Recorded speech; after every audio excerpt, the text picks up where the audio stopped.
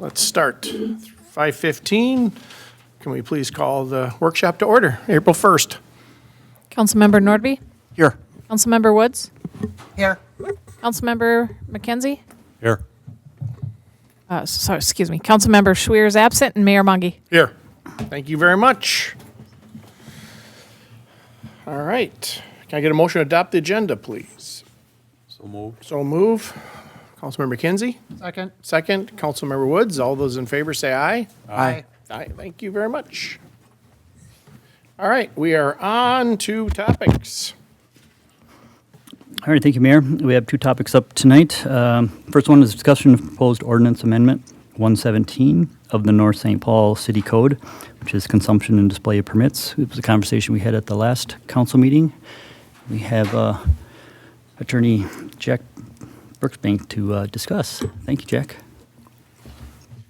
Good afternoon, Mr. Mayor, members of council. Can you hear me through here all? I assume? What? Can you hear me through the microphone? I don't know.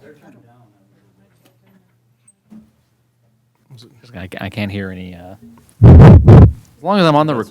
That sounds better. There we go. Just want to make sure I'm on the recording.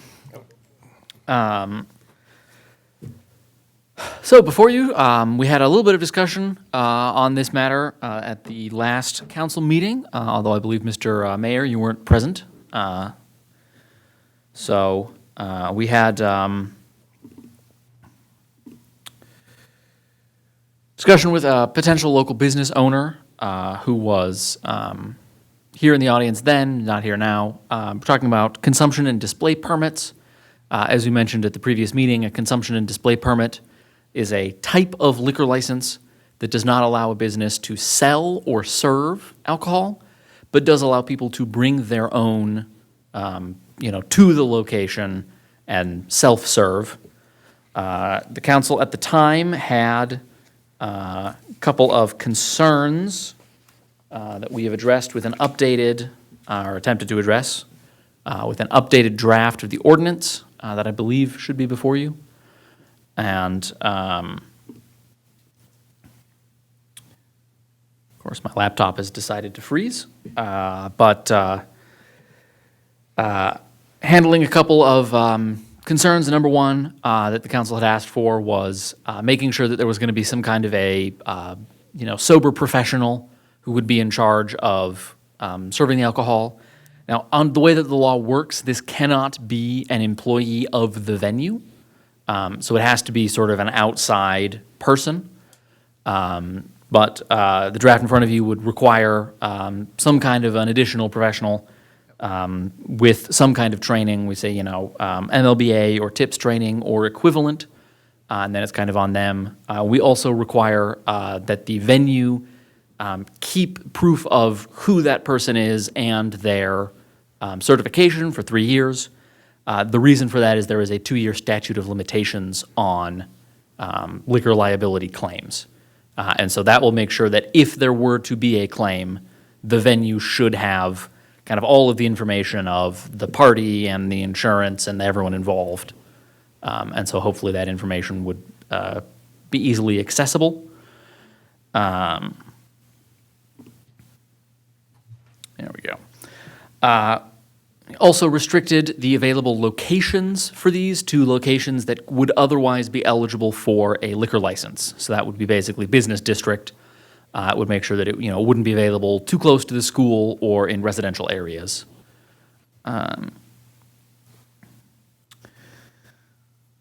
Believe those are kind of the main changes from before. I know there's still potential for change. This is still just a draft.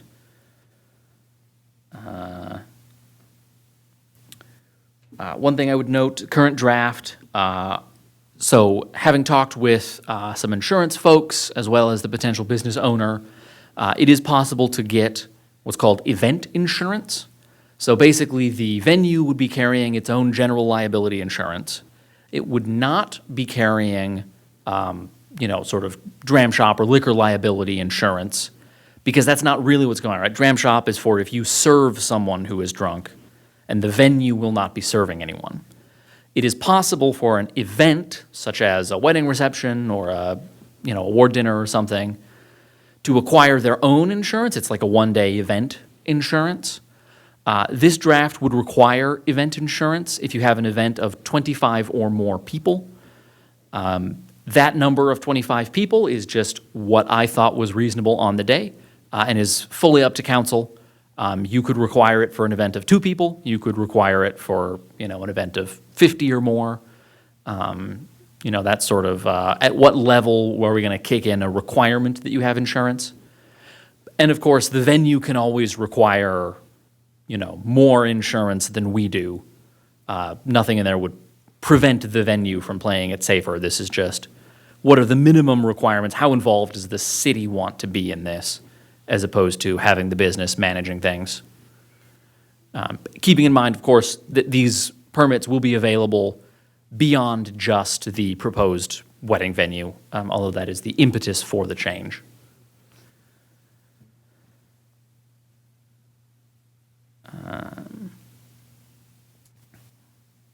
So that's kind of the changes. I guess I'll run through a couple of policy decisions as well that were discussed at the past meeting that Mr. Mayor was not at.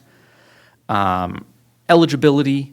So under state statute, it's quite a broad eligibility. It's anyone who hasn't been convicted of a liquor license violation, or a restaurant, bar, B&B, hotel, some list of businesses. Presumably the idea being that if you lost your liquor license as a restaurant, you couldn't get a new liquor license because you violated it, but you could potentially get one of these permits to allow people to bring their own, even if you weren't serving them. So the question is, does the city want to allow the maximum statutory eligibility or restrict that further, which the city does have the ability to do? The second item is the fees. There is a statutory cap on $300 for the fee. That would include some background checks and the sort of the administrative process of granting the permit. There's also a $250 permit fee for the state. So it will be a total of $550, which is similar to a club special liquor license, about twice what it costs for a 3-2 license, and about 10% of the next cheapest liquor license. So it seemed at the time that the council was interested in at least starting at the maximum, given the amount of background checks that the city would be performing. But again, that is a decision that is left to the council. And then finally, the draft in front of you that would be a council procedure, just like a liquor license. There would be an opportunity for anyone to be heard, and then the council would make the final decision on whether to grant the permit.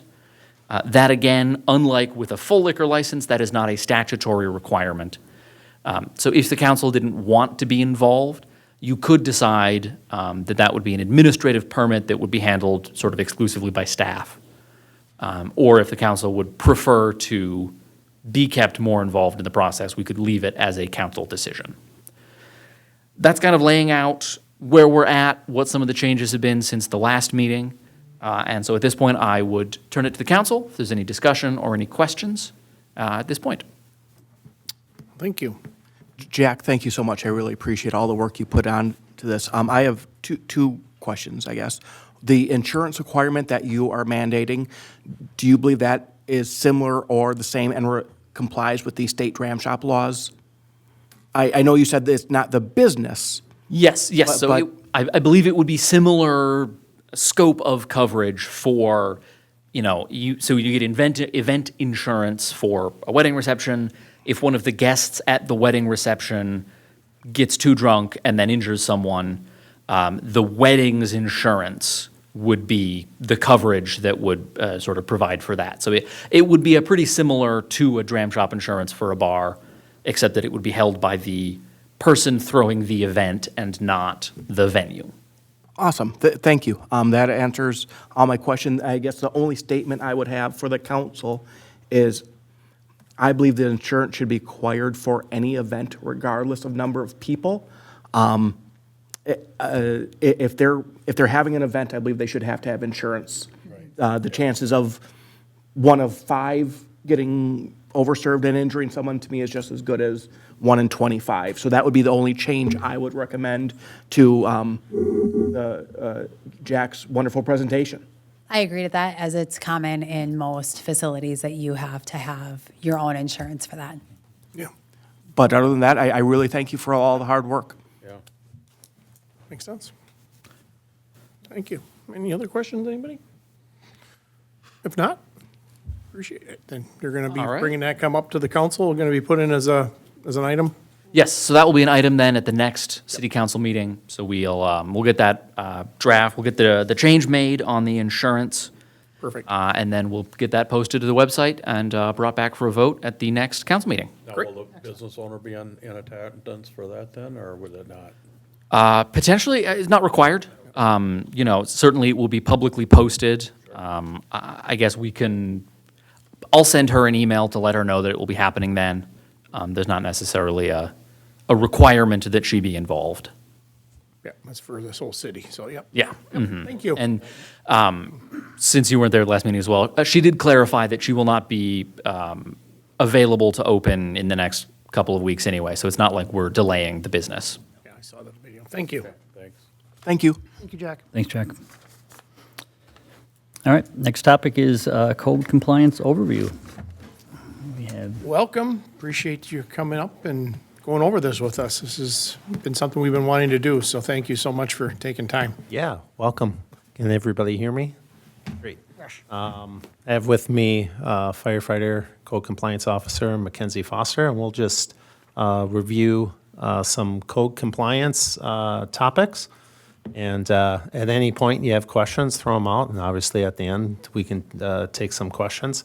But put together just a brief PowerPoint, and what we're going to review tonight are code compliance officer responsibilities, the process, complaint-driven and proactive inspections. We'll review our 2024 code compliance numbers. We'll go over the notification to the property owner, time to correct violations, what a summary abatement order is, and legal options when progress has not been achieved.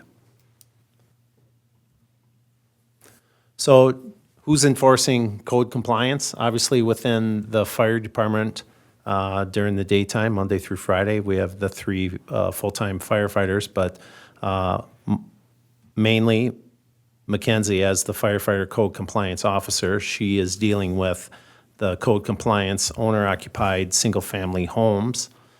Also on her plate, we won't get into tonight, but the zoning inspections, which include driveway inspections, fences and inspections, those things of that sort of nature as well. And then obviously fire and EMS response. Our 2 fire inspectors that deal with rental licensing, they will deal with those properties that have code compliance issues directly, although McKenzie and those inspectors work very closely on those issues, passing them back and forth and discussing those. But it just helps keep the inspectors in the know of what's going on at that rental property. They also deal with the fire certificate of compliance, which is our commercial fire inspections. So they will also deal with code compliance issues there. For instance, if there's garbage and debris in the property, illegal dumping, things of that nature going on.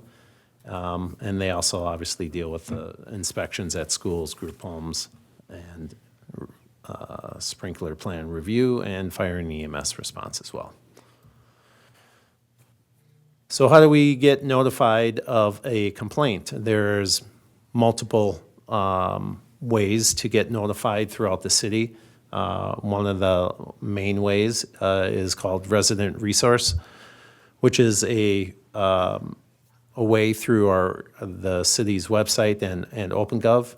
Report a problem, code compliance concern link from the website to OpenGov for reporting, and the complaint is directly sent to staff. Obviously, people can call in to City Hall through the main line. We do have a code compliance phone number as well as a code compliance tip line, or directly to McKenzie Foster and others as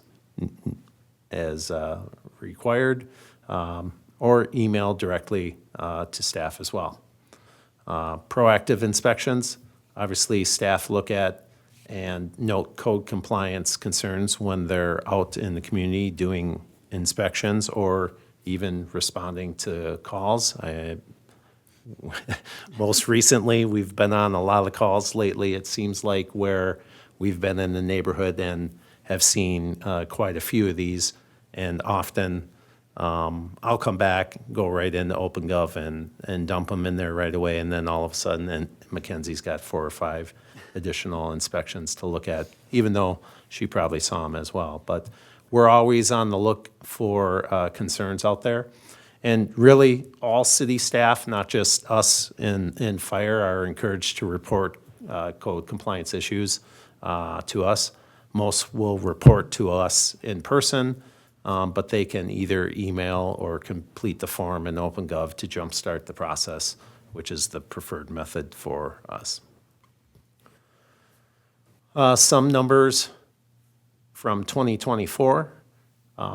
So code violations entered in OpenGov by staff, 228, and they're broken down, as you can see, 93 of them tall grass and weeds, vehicle parking, 48. And really, we'll get into a few of these, but I know some questions have been asked, like, what are the problem areas that we have dealing with, and what help do we need with? And vehicle parking definitely is up there with one of the problems that we have in the city. And it obviously, with winter parking restrictions, which obviously help out for plowing, it creates a problem for us in code compliance, because the properties, and the majority of the properties in North St. Paul don't have large enough parking areas to provide parking for, 3, 4, 5 vehicles, plus trailers and other things. So those are some of the areas that we struggle with in dealing. But back to the numbers, 26 garbage, trash, debris, 24 property maintenance, 17 snow removal, 14 other, that could be signs, trees, depositing materials on streets, 4 unauthorized burns. And this is not including the fire department response that somebody calls 911 for, and 2 home occupation. And also understanding minimally all of these require at least 2 inspections. So going out, looking at the property. Making sure that there is an issue. Yeah. If you want to talk about that a little bit. Oh, yeah, sure. When I get the concern, I will go out and take a look at the property and just see what problems I see. Usually, when I get a concern about something, I can usually find a couple more things that, while we're there, might as well get it cleaned up. Then I will head back to the station, and while I'm out, I usually try to get some pictures of it. It's easier for everybody, just to, number one, for us to have proof that there's an issue, and number 2, so they know exactly what I'm talking about. I like to make it as simple as possible, and go back to the station, get it loaded up in OpenGov, and then get my notice kind of set up and what codes I'm using for what specific problems, make sure pictures are good to go. Send it out and kind of keep an eye on it as it goes by. Depending on the issue, with the fire department, we drive a lot of the main roads quite a bit. And if it's right off the main road, sometimes on the way back from a medical call or something, I'll be like, oh yeah, I'm just gonna take a little detour and take a look at what's going on. And keep an eye on the progress that's being made with whatever the issue might be. And once they get to their deadline on the notice, which I think we talk about the deadlines a little bit later, go back, check it out, see where we're at. Or if they contact me and say, hey, we need some more time, or hey, I got this cleaned up, I got the notice, everything's fixed, but I go and make sure that everything is up to city standards and close things out in OpenGov and keep my notes as detailed as possible, so. Ultimately, those ones that follow up and comply, those are the good ones. Those that don't could require multiple inspections. I guess that was my main point. So even though there may be, numbers of those, there can be multiple inspections involved. Go ahead to the next one, Jenny. Resident resource submissions. So additionally, beyond the previous page of 228, these are the ones that are submitted through OpenGov by residents. So there were 121 of those in 2024. And it allows the complainant to enter what the problem is in detail in the notes section, and it allows them to click on a problem that's submitted. So in 24, there were 19 of those that were garbage, 17 that were other, could have been the sidewalk obstruction, broken window, construction trailers, junk in yard, car parts, illegal dumping, too excessive trash. And then there were 83 that did not click on the problem. They just typed in the concern, and then she would get that notification and go out and look for it. So this is a little bit different because we actually have a resident that's submitting it through OpenGov, and it allows us, or it allows McKenzie to update OpenGov, and it will notify them of any updates that she's submitted. So when she's done in inspections, what she's seen, what she's doing, what progress is or isn't being made. And it's a way for her and the complainant to communicate on that issue ongoing. The residents that submit this way, they do have the option to submit without giving me any idea who they are type of thing. So a lot of them are that, and I just kind of go through the steps anyway. But they, on OpenGov, I have the option to let them see what I'm adding note-wise, or to keep it just so city, just so like the city can see type of thing. Internal staff. Yeah, internal, thank you. And with a lot of the detail type stuff, I try to keep private. The people that complained, all they really want to know is the problem solved, or is the problem going to be solved? So I do try to keep them as updated as possible on things and appropriately.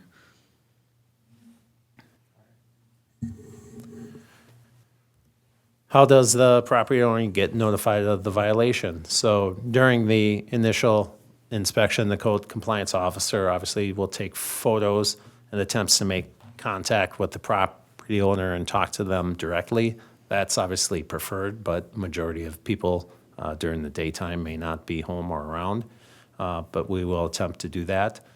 And that's also a good time that during that conversation that we can provide them with resources if they are available to what's going on. So whether it's through Ramsey County Recycling and Waste has a lot of available resources for residents to use. We have our upcoming city cleanup, so over the next month or more, every property maintenance issue that we have going on or that comes in, we will be directing them to the cleanup as we have done in the past, or utilizing the city's appliance pickup program that's available. So trying to find resources for the property owner to help them out. Ultimately, a letter, document, and citing the ordinance is sent in the mail in all instances, even when you talk to them in person, just so that it formalizes everything.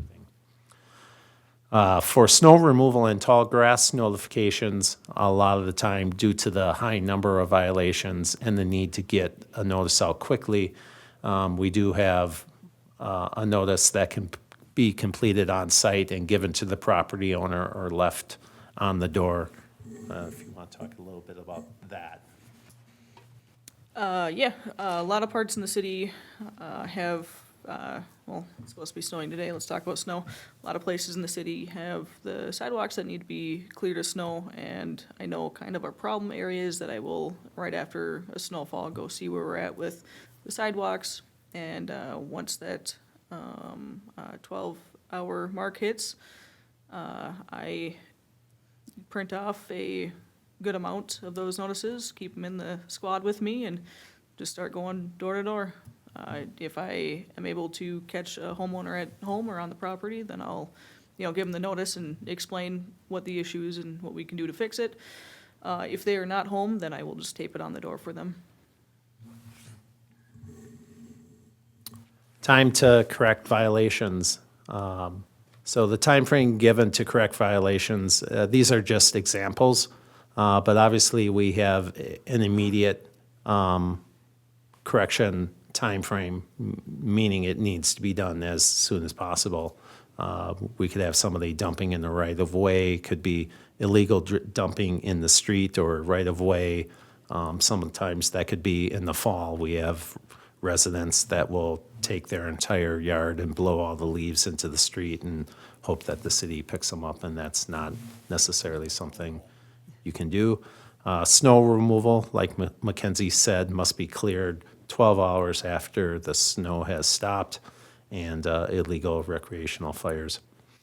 The 3 to 5 day garbage issues, tall grass and weeds, 5 to 10 days, yard maintenance, parking in the yard, trailer parking, 10 to 15 days, property maintenance items, exterior of the home, 15 to 30 days, could be a tree removal.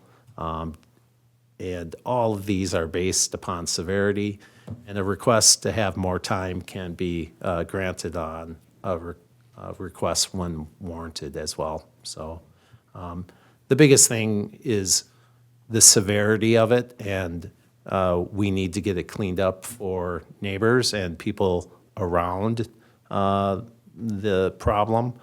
But we also try to work with the property owners and work with them as the time frame that they may need to get it corrected.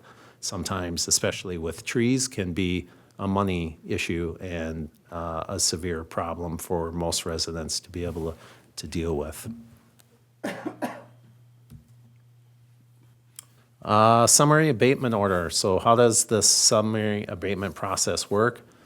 A summary abatement order can be used in extreme situation when no progress has been made and the city has the resources to handle the abatement.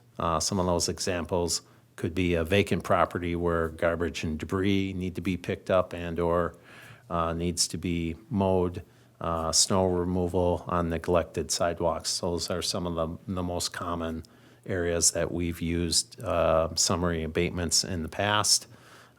The code compliance officer, mainly McKenzie, works directly with the Public Works Department on this to complete, to achieve the completion.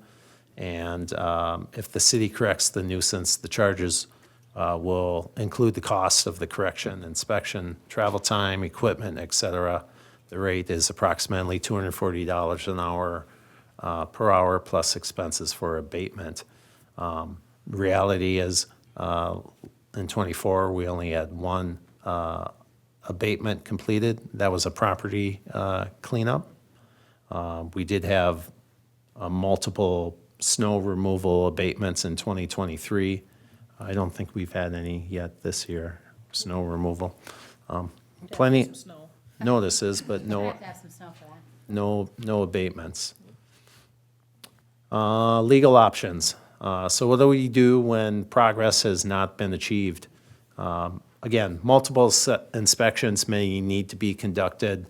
Over the years, working directly close with Campbell Knutson, Soren, always directing us to try to achieve our completion by working with them instead of trying to go to the legal process, and that's definitely what we do. So the difficulty maybe is when no progress has been made, but Legal intervention is needed when there has been no progress, or we have people that outright refuse to make those corrections. And we've had that, whether it's been simple as parking on the grass and refusing to remove it from the grass multiple times. And ultimately, we just have to go to a citation because they're refusing. They're outright refusing to work with us on it. Go to the next one if you can. All right. Again, when progress has not been achieved, we have the option of the citation, which we would use the police department. We then need a sergeant or an officer to help write the citation through their computer and their progress to be able to do that. Years past, long time ago, we would be able to write out a citation by hand. And previous to that, when the city had their own administrative citations, we used that as well. But currently, in order to write a citation, we need an officer to help do that through the city attorney on the police side with Erickson, Bell, and Beckman, Quinn, PA. And the time frame for that in the court system can be anywhere from 2 to 6 months, and the violation will still be active during that time frame. And the judge will determine the outcome based upon our comments to them. But sometimes it could be as simple as the removal of the violation, a fine, a probation timeline, or et cetera. We're just at the mercy of what is determined by the court. Excuse me. A summary judgment order through Campbell-Knutson. So this is really a more, lack of a better term, it's basically the city of North St. Paul versus the property owner. And the time frame, again, for that can be 2 to 6 months or longer. Both of these take several months and can get into the court system. Does not necessarily mean always 100% compliance in the end, but ultimately it's an avenue that we are forced to go to because we have no other options. Obviously, there's additional costs associated with them as well. One extreme case that I'll share, it's been almost 2 years now, I can't believe it. But in the spring of 2023, we did have a code compliance issue with the authority from a judge to, through the summary judgment order, allowed us to go onto the property to clean it up. We had the help of public works staff along with all of our staff, and we filled multiple dumpsters over 2 days to get this cleaned up. And all the costs were assessed to the property for reimbursement. This process through the court system took approximately 18 months. And primarily that was due to COVID at the time because we started in August of 2021 and there were delays because of that. But again, we try not to get to this extreme issue, but there can be extreme properties out there that require it. And that's why you may hear from residents complaining about a property that could be bad for an extended period of time. But this is also why the reason why we take pictures when we go out, because anytime we see progress, we consider it progress. So if it's really bad and we can tell that something has been moved, changed, or improved upon, that's progress, and we just keep working with them to get it completed. And some just don't have the resources to be able to complete things quickly or on time. I guess I went through that quicker than I thought. Questions for us? I have one. Yeah.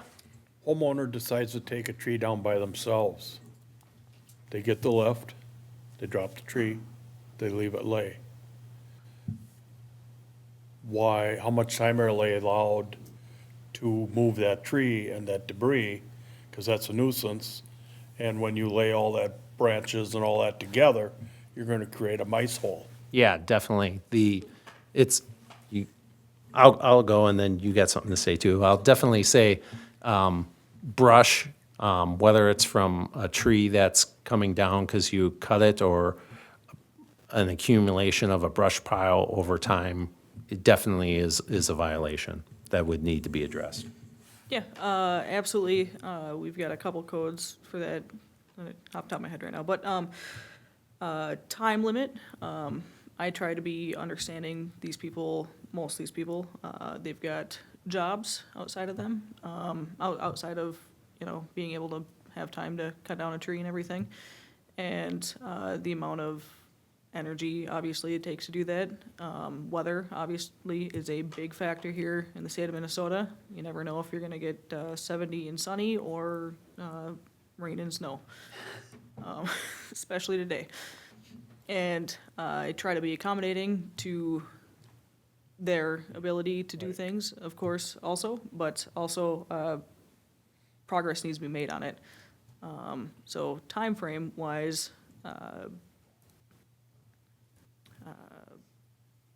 depending on the time limit, I mean, a week, and if they need more time to do it type of thing, then hopefully they will contact me and give me a heads up, like, hey, I'm working on it, my work schedule got really busy, give me whatever excuse they want to give me, and we can work with it. As long as I'm seeing progress, I'm happy. Well, another thing I'm thinking is, do we have a list of like private homeowners that would like to go and take wood off somebody's property if they'd allow them to go take it? That I got this tree down, I don't have the equipment to move it, come on my property, take it and get rid of it as you want. At least that'll help start cleaning some of that stuff up. Yeah, we don't have anything like that Yeah, right now that's on what the I'm books that thinking. I Be know of, nice to but get- I think that's a pretty great idea. Get a list of How we- guys that burn wood all the time, and if they instead of having to buy it, sometimes they can go to homeowners' properties and hey, I'll take your wood if you're willing to let me come on your property and get rid of it, It's one way of speeding up a little process. So if I could jump in on that. So we used to do that once upon a time, down at the old shop, and we would cut up wood and we'd put it out on Yeah. by the curb. A couple of issues that we can see with that. For one, moving around ash wood. Depends on It's an what the issue. wood is, yeah. Yeah. But then also, we had people coming onto our property using chainsaws, and it's making a big mess. They're leaving the wood behind, and you have potentials of getting hurt. It becomes a liability. Yeah, but it's a great idea because it's too bad somebody can't use it. But Right. there are just all the other issues that come with it. Okay. Well, thank you very much for the presentation. I appreciate you guys doing that. I'm just thanking them first. So question-wise, I have is when it comes to this, no mow and different things like that, and part of it is, you're just out there doing what the city and the council are asking. You're not out making stuff at night that's going to be your violations for the day. So we want to make sure that as us as a group and as a city, that we're having realistic expectations, we're understanding the codes. Is there things that are codes that, are antiquated? I know that and the driveway were the two that, when it came to it, but we do have limited parking, of course, and, having the streets clear. So my big thing is, can we do, right now you have without the mowing and things like that. Is there something we could do as a city? Because I know I can't remember if it was talked the last time, Cassidy, or not, when somebody discussed that you have to go to City Hall and register to be, have a garden of some, or whatever it is, plants. So is that something that, because Native garden? yeah, if somebody wants to really have, and just instead of looking out and say, I don't want to mow in January, or excuse me, January, we could have mowed January. I want to mow in May, so I'm just going to say I'm letting it go to the bees. That's not what we need to have around here. We need to be able to have, if it really truly is, and it takes a lot of care to do something like that. So my question is, how does that no mow May affect you and different things like that? Because I don't think we have anything that we talk about as far as how the city handles that. Yeah, correctly. The city of North St. Paul, we do not have anything specifically for no mow may. And just because a resident may feel like they want to adopt that and do that, I can understand their feelings on why they want to do that, but it's still not allowed in our city. So that then falls on Correct. McKenzie to deal with. And without, Talk a little bit about those native. and without a special circumstances, it shouldn't be allowed, because sometimes it's just a way to get out of mowing. Absolutely, and I've even had a couple residents tell me, oh, I was doing the no mow May, why can't I do that? And I explained, the city of North St. Paul, we've got the code, 6 inches, it has to be under 6 inches for the grass. And there are some times in the summer that you can definitely get by with no mow May, without having any sort of issue. But there's times that you can't, and that's when I explain that that's still needs to get done. They're usually pretty compliant at that point and get it mowed and everything's good to go. Native gardens, I don't have an exact answer for that, but I mean, we can drive around and we can point to a garden, oh, that's very clearly a taken care of well garden, and that's just weeds that they're letting overgrowth. The idea for the native gardens is, a lot of people will grow them for, pollinators and stuff like that. If you just have a bunch of overgrowth of, that's clearly not, landscaped type of thing, not well taken care of, you can definitely see the difference. Sure. And if it's taken care of, well-maintained, and, Is that something where we need to have them, come in and have something where, as far as this is what I'm, doing, because it makes it hard for you.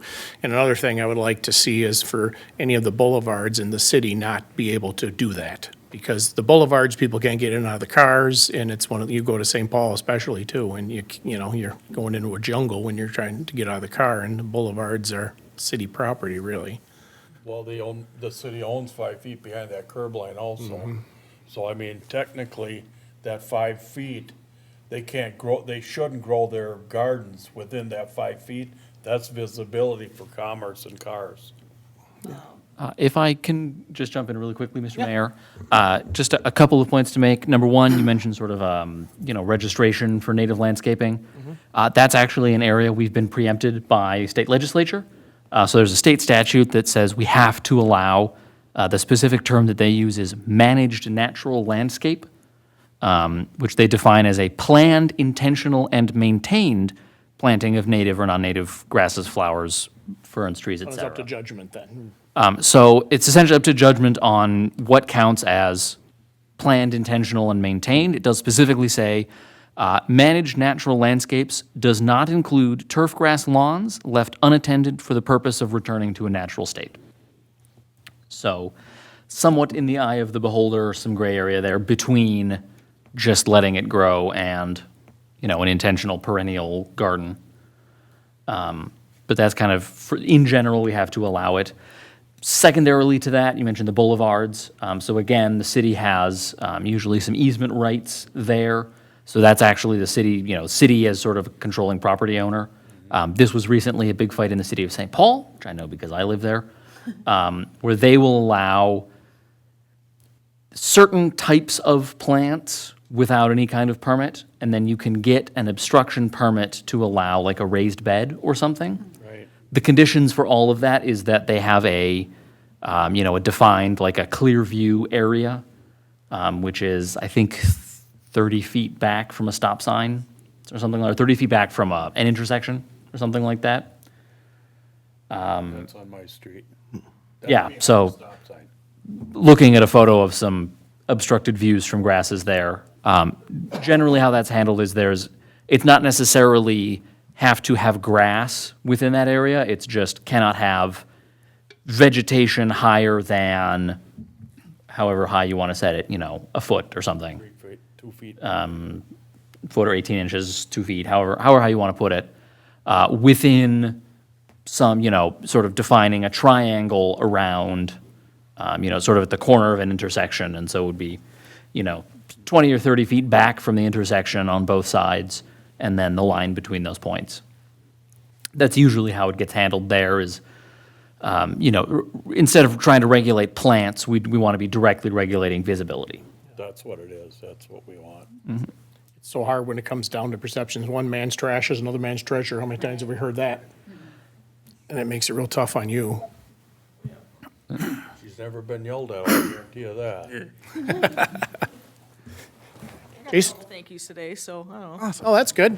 It's a good day. Two questions for you, if you don't mind. Is the 12-hour snow removal standard for the around area, and is that too fast? And what I think of is, I'm very proud of, I keep the fire hydrant by my house clear, but I work a 12-hour shift, so if the snow stops at 1 a.m., I'm not getting it till 6 p.m. when I get home to clear it. So are we creating, is that realistically too fast for our residents, that 12-hour, and is it consistent with surrounding areas? And then B, one of the things, it might be somewhat unseen, but I believe one of the biggest code violations that there are is the LiPo batteries and all the batteries that we are not supposed to put in our trash, in the trash. Has the fire department ever thought of having a battery receptacle at the fire station for those? Recycle, yeah. Both good questions. The snow. With the snow removal, 12 hours is when I start handing out the notices. And that's just, I think of the notices as a reminder. Nobody's getting tickets, nobody's getting any fines or anything like that. Not yet, at least. This is just a reminder. This is the city code, just letting you know this needs to be done. And then with that, they've got a couple days to do it. Most people go grab their shovel right away and are clearing the sidewalk before I get in the truck. And usually it's that easy. I'm not super duper sure on the surrounding communities' time limit on snow removal. That is definitely something that I will check into. Yeah, we can look into that, but I would say, I would imagine we're fairly consistent with what we're doing. But I can totally understand what you're saying, Councilmember. And definitely, we're going to give plenty of time for people to clear it off before we get to an extreme point. But And the way I look at it is I want to be respectful of Yeah. your time and your energy, where at 3 p.m., is it worth it to put stuff on people's doors when most of them are getting done at 5 p.m.? right. And a lot of times, say if it did stop snowing earlier this morning, I mean, we wouldn't be out anytime on the same day to do the notices. It's usually more than a day later. And sometimes even if it snows on the weekend, we're well after when the snow has stopped by the time we're giving out notices. Along with the snow removal, I do tend to focus on, I've got a couple of commercial properties that have some problems with that. And I do focus on the commercial properties and kind of the main sidewalks and the main streets, and definitely leading to schools. So those are the ones that I kind of focus on first, and get the notices out first. I had to walk, through snow, uphill both ways to school like everybody else, and just trying to keep the city looking good with the snow and keeping everybody's boots dry. And then the other question with the batteries, I'm not really sure if that's something we've talked too much about. I'd have to look into that because I know internally we used to collect batteries and recycle them, and I know there are limited places to do that. I would be all for finding a resource to be able to get rid of that. So I've written that down and something we can look into, because I agree, a lot of these are getting tossed into the garbage nowadays. Then anytime we can recycle is going to be a better option. Can I jump in there a little bit? So we do that clearly at the Public Works Building. all the car, truck batteries that we have, and for when they first made it a requirement that you need to recycle them, it was any vendor was supposed to take them. Well, then they had issues because their trucks were starting on fire because people didn't properly cover the leads on those, which I would. And that becomes the issue if you have a public drop-off place. If you're not watching all that and being on top of that, then you can have that same issue. And when you say the batteries that need to be recycled, even the recyclers themselves, like the regular household batteries, the AA, AAA, Ds, they're saying you can toss those. It's the rechargeable ones for the most part, or those little button batteries that there's ones that are supposed to be brought in. But you could have the issues with potential fires, and so we've tried to look into that ourselves before. Otherwise, you can take them all your Ds, As, and Bs, you can take them all out to Batteries Plus, recycle them there, they'll take everything. Yep. Easy peasy. And then I guess my final thought would be for my fellow council members and mayor, with the discussion we just had, do you feel that it would be warranted to ask these fine folk to review the St. Paul ordinance and give us their recommendation on if that would be something we would want to adopt as a similar standpoint? I guess, As or far for as far as, the wildlife, the curb, the Okay. ones Jack, The boulevard management. yeah, well, I think we should look into it. Well, I would say we would pick something Yeah. more comparable to our city, Yes. not city of St. yeah, Paul. but I White would Bear look or at, something, yeah, yeah. Like Little Canada. Yep, Short I agree with View, that. what those look Some like. other suburbs, because, yeah, St. Paul is, St. Paul is the unique is St. Yep. entity. I All agree. right, we'll look into see what is out there in other communities as it relates to this, because definitely over the years, we've seen an increase in what we'll call native vegetation being added to people's yards and where they're putting it, and it being a concern. Ultimately, it seems like when they add native vegetation, it's just like anything else, but you have to maintain it from the beginning. And as soon as you've lost that maintenance, it goes away very quickly and It's creates a mice, problem. voles, everything. I mean, it's just a breeding ground for all these little critters. How about sheds that have roofs caving in on top of them?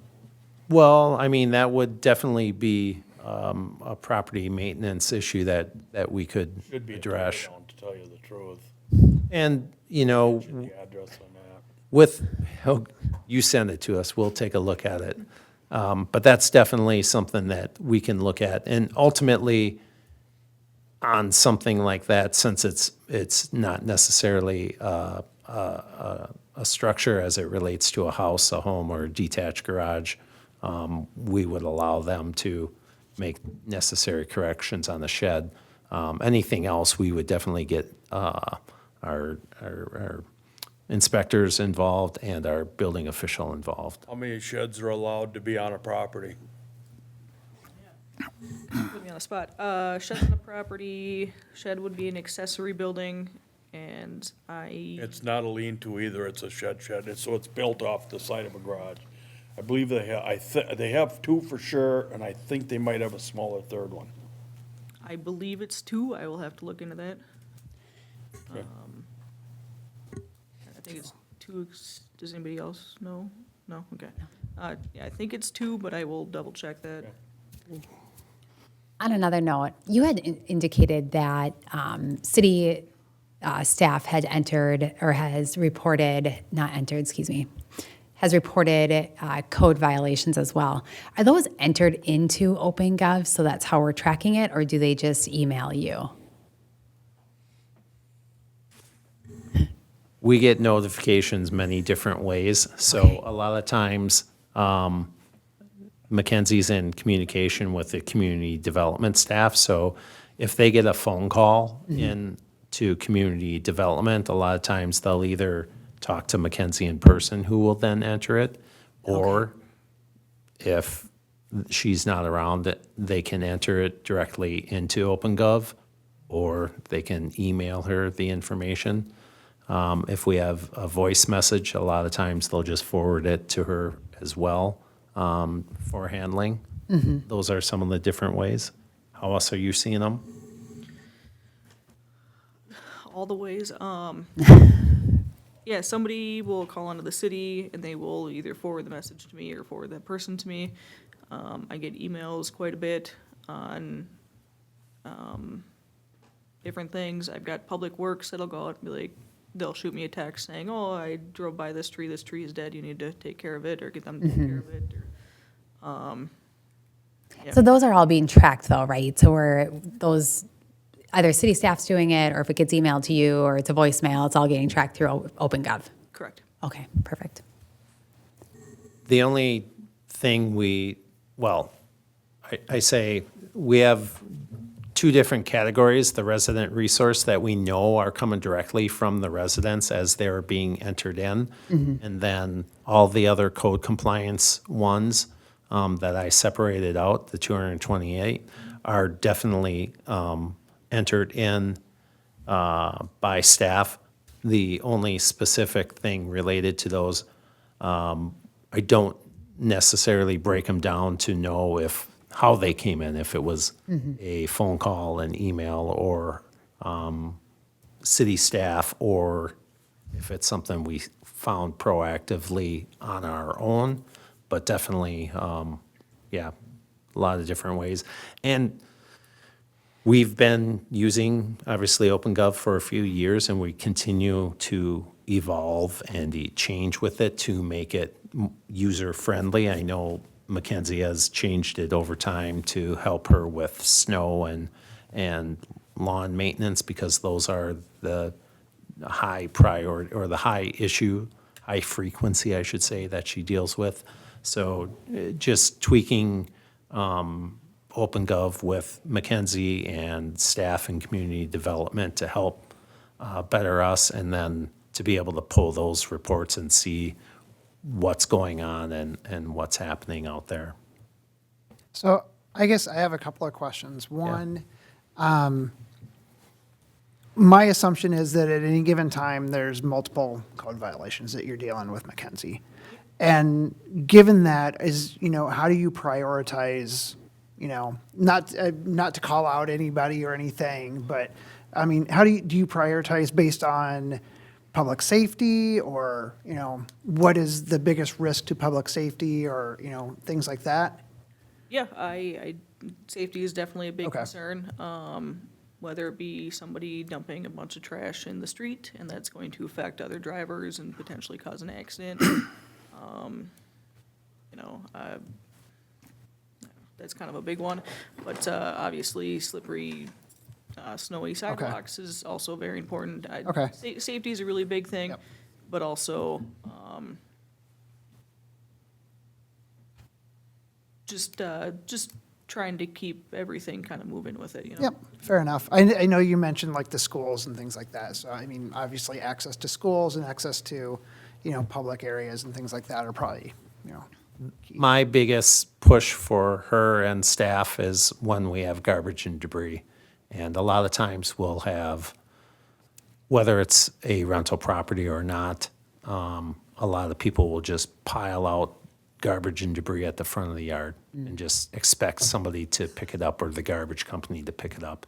And sometimes it can be out there for a few days if it's in an area that we're not normally driving by. So we do rely on our residents to let us know what's going on, but definitely when we see something or we're made aware of garbage and debris, we want to get that taken care of right away. And if it isn't, that's something that we would move into, an abatement process with, for sure. So that's really a priority for me. I guess my second thing is, what can we do as a council, and I guess as a community, to assist you? You mentioned reaching out to you and making sure that you're aware of any potential code violations. Obviously, you want to be, you don't want to over-report and things like that too, but what can we do as a community, and what can we do as, city council to assist you, to make your life easier in this case? I'll let you go in a second here, but resources have been a major impact for us in dealing with a residence on certain areas. And it's all dependent on the issue. So if we're dealing with a property because they have broken windows, chipping and peeling paint, siding, those types of issues, they have a different resource that they need to be able to complete their project. Unfortunately, there's not a lot out there. I wish we had some type of fund that would be able to help out residents in those situations. But when we get to a cleanup of sorts, garbage and debris, those types of things, or even tree removal, it's just having an answer for them. So we are trying to do a better job of providing resources out there in newsletters to let our residents know so that they can be a little more proactive in dealing with the issue. One of the things we talked about earlier today and was talking with McKenzie, and the code has changed or evolved over the years as it relates to parking, especially to trailers on a property. And that's parking on a driveway and in the yard as it relates to vehicles and trailers is really the most difficult thing I think she probably has to deal with, because ultimately when they run out of space and they have too much stuff, you're kind of like this, you're going back and forth. And that is really a difficulty. And I don't necessarily, I've been doing this plenty of years, and I don't necessarily have the answer for that, People want their toys, but they don't necessarily have the space on their property to be able to store them properly. Trailers used to be allowed to be in your backyard on the grass, depending on the size. The code changed a few years ago, now require them to be on a approved driveway service. Right. And so, however, we still have people with small trailers and boats and those types of things that are in their backyard that now we're having to address those issues, but we don't necessarily always get compliance out of it because they don't have a place to move them. Mm-hmm. A lot of times, I'll be honest, we're notifying people of these issues, but I'm not going to give somebody a citation for having a utility trailer in their backyard. But we also have to deal with a neighbor that may be complaining of those types of things and work things back and forth. So those are the situations that can be difficult. Yeah, so right now, the parking code states, all vehicles, personal, recreation, or commercial shall be stored or parked on a driveway surface. Driveway surface is ultimately asphalt, concrete, or concrete brick. City no longer recognizes Class 5 as a driveway surface, and I think that's thrown a lot of people off. I've had actually 2 people today just tell me, "Oh, I'll just throw some Class 5 down and it'll be good," and it's not good. Did you have a question? No, I am looking obviously at you as a surprise, and I say that because concrete, asphalt, all of that is very expensive, and if you don't have the dollars for that to fund that, I think we should definitely reconsider looking at that, because Class 5, I think we should revisit it because it's a very expensive, especially these days now, concrete and asphalt are very expensive for residents, and we don't live in a high-end neighborhood that people can afford that kind of stuff. So I would like to revisit that at some point if we can. Yeah, and that's absolutely part of it. People don't have money to expand their driveways appropriately to become in compliance. Not only paying for the work to be done, they also have to pay for the permit. Hopefully they're doing it correctly, right? And pay for somebody to do it and the materials. It all adds up, and not everybody has that type of money. could we, instead of the class 5, I think the regrind product that they put as a road base would be a better material because you won't get that mud as you would from the class 5 come draining off onto your soil and your basins and that down there. That regrind is a lot better and more dense, where it's mixed with concrete, asphalt, and whatever's in there, you know. I think that'd be a better base.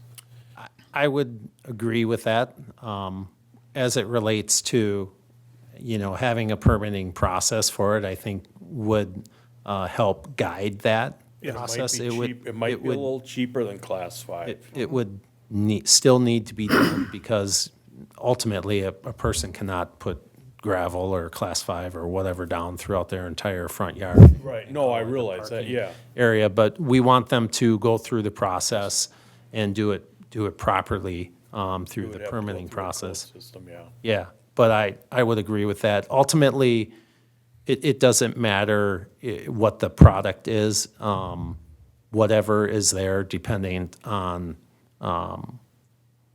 the weather. If there's a heavy rain and it's washing out, then that's an issue that, again, we have to Then you're follow looking up at mud, on. right. If it's coming out into the street and the drains and deal with that. But those are some of the whys, obviously, that it is. But it's definitely one of the bigger issues that we deal with and Well, like I don't think when you look over at Margaret over across the street and between the buildings, we're not compliant Yeah, in our public parking lots right now. So kind of hard to turn around and tell somebody else something different. very much so. I have one last thing. Hypothetically speaking, this is for city staff, if any resident wants to make a ordinance claim or concern, where on the website do you go? Yeah, so at the very, for complaint driven on ordinance, yeah, if you go to the city website and. Hold on, am I out? There we go. Okay.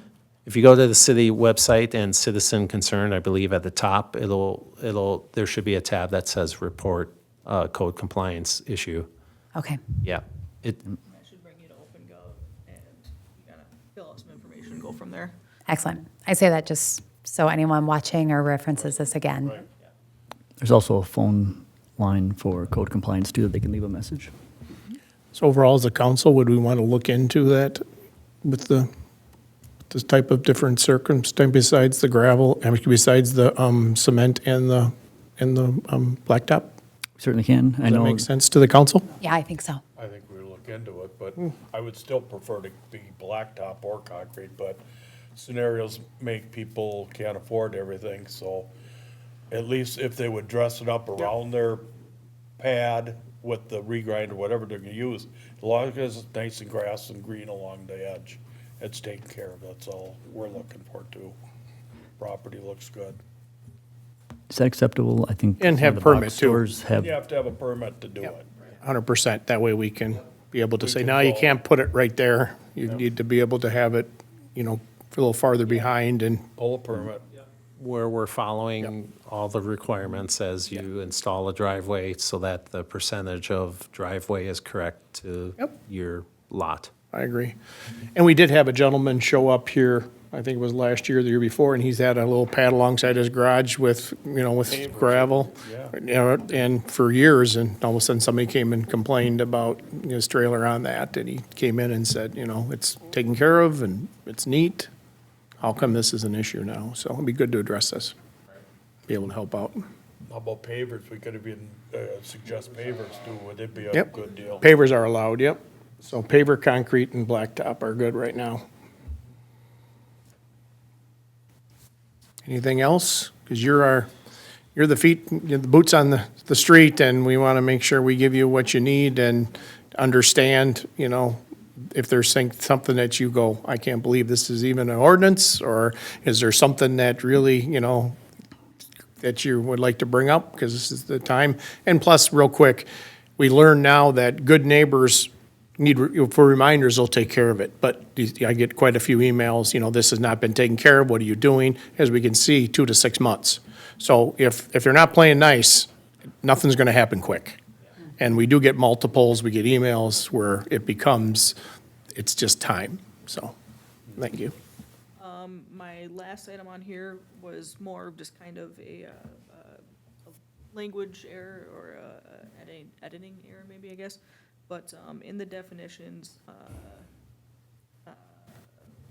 154.003, the definition of a carport is an automobile shelter enclosed on not more than 2 sides. A carport is not a garage. Right. Remember that last part? Carport is not a garage. So garage definition, detached accessory building or portion of the principal building, including a carport. No, Okay. we'll get So there. a carport that's attached to the garage? That is not a legal deal, is it? Well, they're saying 2 different things, and, Yeah, I'm saying the definitions Yep. under, Carport is not a garage. Right. but just, of course, a car part. Or can be a carport. so might be a carport. be something to look into. Well, can we rate that?